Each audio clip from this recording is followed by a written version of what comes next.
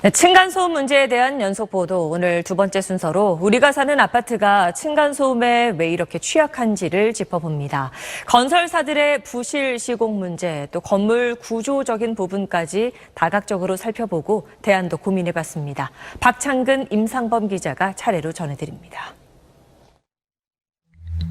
벽을 타고 들리는 소음에 부부는 잠을 설치고 아이도 깜짝 놀라기 일쑤입니다. 층간소음이다, 아니다, 윗집 아랫집과 다투다 경찰서까지 들락거렸던 부부의 귀에 마침내 소음의 원인이 잡혔습니다. 정말 생각지도 못한 곳에서 소리가 들리기 때문에 밤새 그 원인을 찾다 보니까 엘리베이터 소리더라고요. 관리사무소를 통해 시공사에 여러 번 항의했지만 나아진 건 없습니다. 3년 후에 전문세대다 엘리베이터 교체까지만 좀 참아주시면 안 되나. 부실 시공은 이것뿐만 아닙니다. 2019년 5월 감사원 감사보고서를 보겠습니다. 완공아파트 191세대를 골라 층간소음을 측정했는데 96%는 짓기 전 사전인정 시험 때보다 등급이 낮게 나왔고 60%는 아예 기준치를 충족하지 못했습니다. 층간소음을 줄이려면 콘크리트 슬래브부터 완충제, 경량기포 콘크리트, 마감 모르타르 등을 규정 두께에 맞춰 제대로 된 소재로 깔아야 합니다. 하지만 다 지은 아파트 바닥을 뜯어볼 수 없다는 점을 노려 부실 시공을 한 비율이 88%나 됐습니다. 사전 인증만 눈속임으로 통과하면 실제 시공 과정에서 싸구려 자재로 대충 지어도 막을 방법이 없습니다. 실험실은 10배 압축한 걸 갖다가 현장에서는 3배 압축하죠. 그러면 돈이 덜 들 거 아닙니까? 그냥 깔아버리고 그냥 덮는 겁니다. 세금으로 짓는 공공아파트도 마찬가지입니다. SBS가 입수한 한국토지주택공사 LH의 내부 문건입니다. 최저가 입찰과 덤핑 수주로 값싼 바닥 완충제가 쓰이고 있고 이를 제재할 방법도 없고 재시공도 곤란하다고 나와 있습니다. 입주민들이 기준 미달에 대해 피해 보상 요구를 할 수도 있다는 대목도 있습니다. LH는 이에 대해 문제를 방치하려는 의도가 아니라 개선하기 위해 작성한 문건이라고 해명했습니다.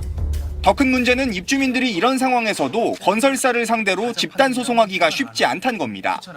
일부 세대가 부담하기에는 소송 비용이 만만치는 않을 거예요. 층간소음 문제가 있다는 게 소문나면 더 큰 문제다라고 생각하는 경우가 많은 것 같습니다. 네. 층간소음을 막기 위해 아예 아파트 구조를 바꿔보자는 시도도 있습니다. 우리나라는 현재 벽식 구조가 대세입니다. 시공이 쉽고 비용이 저렴해 30년 넘게 대부분의 아파트가 이 방법으로 지어졌습니다.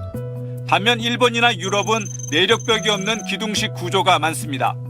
우리나라도 1980년대 중반 이전에는 이 기둥 구조가 많았는데 건설사들은 층고가 높아 사업성이 떨어진다며 기피하지만 이 기둥식 구조가 층간소음이 덜합니다.